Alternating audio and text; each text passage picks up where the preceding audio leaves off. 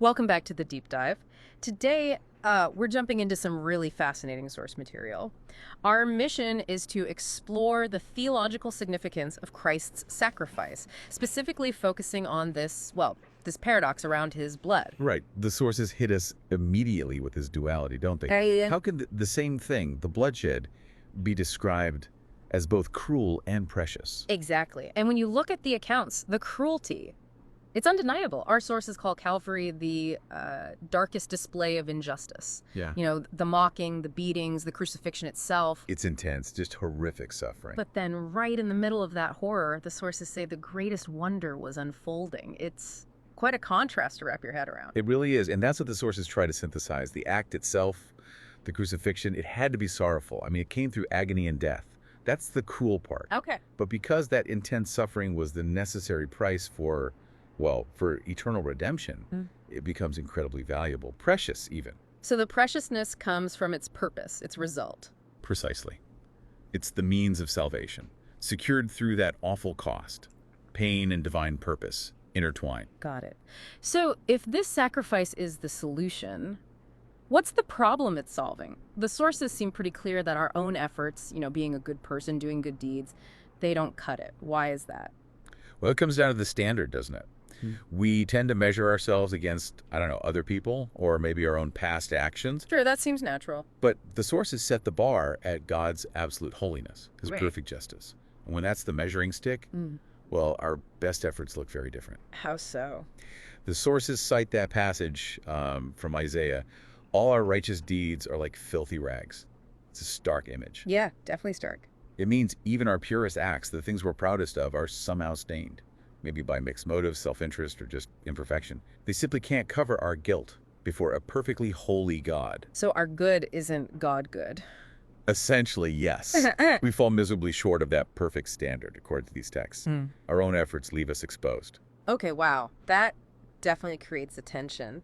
If our actions can't bridge that gap, what's the alternative presented? You mentioned God beholding the blood instead. Exactly. That's the pivot. Instead of looking at our flawed record, the sources say God looks at the perfect sacrifice of Christ, the Lamb.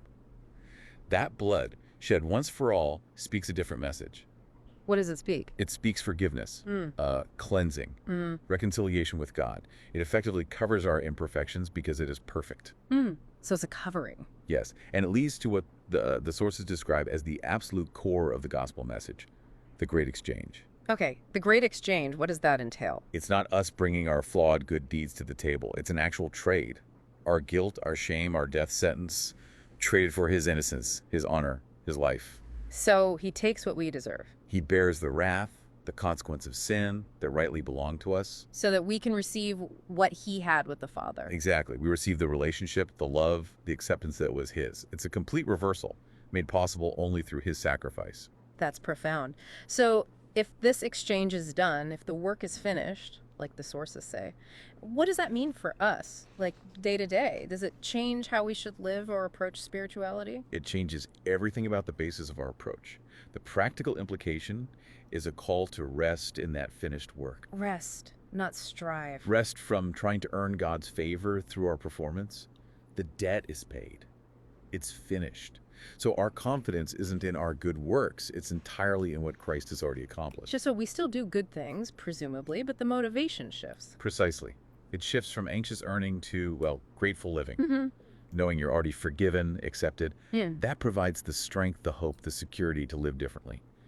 We approach God based on his son's merit, not our own. Right. It keeps coming back to that cost, doesn't it? The incredible cost of salvation, freely given, but definitely not cheap. Absolutely. We really bring nothing to the table except our need, our emptiness. Yeah. And in Christ, God provides everything. And the sources conclude this understanding, this gift. It silences all pride.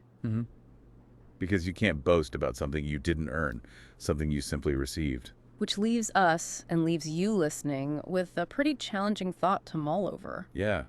What does it actually look like, practically speaking, to live each day completely clothed in someone else's righteousness, resting entirely in what they did for you? How does that change things?